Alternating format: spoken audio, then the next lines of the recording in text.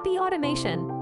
Hey guys, today you will learn how to create your own automation extension by Automa. You'll go here on a URL, that's our Automa site extension. I'll also paste a link of this in a description. You can go there. You will also require a login. You will create here an extension like here. I'll create here extension exam and now go in it. It's required. You'll need to upload here an icon. I'll upload here icon. Then go in a workflows tab. Add here a workflow. You can upload with the both method. With the JSON file, you can also use here Automa extension. I'll use here Automa extension. Here I'll import a Google search workflow and go in a detail tab. After save these changes, publish your extension. Then you will go in a detail tab. Then you will able to download your extension to use it. You can see here it's successfully published and also see here a button of download. I'll download here. It's downloaded successfully. Now extract this file. Go in extension tab and load unpack extension. If you are not able to see this tab, you can see here developer mode. Then switch it